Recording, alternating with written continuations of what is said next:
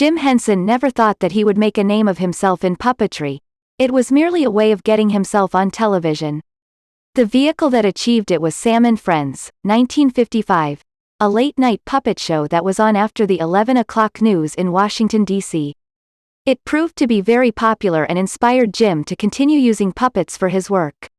He made many commercials, developing the signature humor that Henson Productions is known for.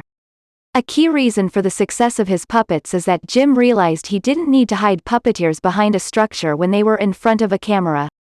All he had to do was instruct the camera operators to focus on the puppets and keep the puppeteers out of the frame. This allowed the puppets to dominate the image and make them more lifelike. This work on puppets and television would lead to separate projects that had different goals. The first one was his work on The Jimmy Dean Show, 1963, with the character Ralph the Dog, the oldest clearly identified character that Henson Productions still uses. This show provided an income that allowed Jim to work on a pet project.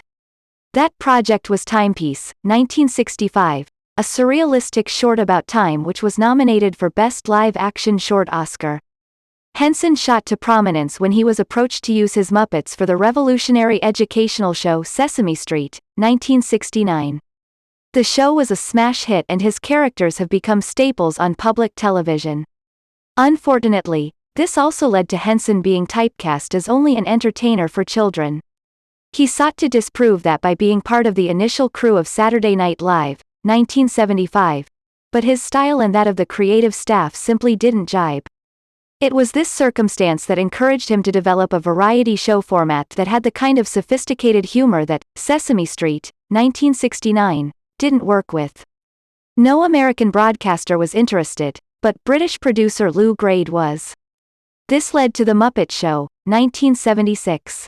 It initially struggled both in the ratings and in the search for guest stars, but in the second season it became a smash hit and would eventually become the most widely watched series in television history. Hungry for a new challenge, Henson made The Muppet Movie, 1979, defying the popular industry opinion that his characters would never work in a movie.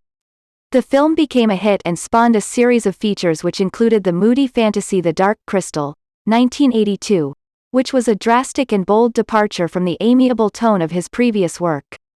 The most successful TV work in the 1980s was Fraggle Rock, 1983, a fantasy series specifically designed to appeal to as many cultural groups as possible. During this time he also established the Creature Shop, a puppet studio that became renowned for being as brilliant with puppetry as ILM was at special effects. When he died all too soon in 1990, he was indisputably one of the geniuses of puppetry. More importantly, he was a man who achieved his phenomenal success while still retaining his social conscience and artistic integrity, as his work in promoting environmentalism and his brilliant The Storyteller, 1987, series respectively attest to.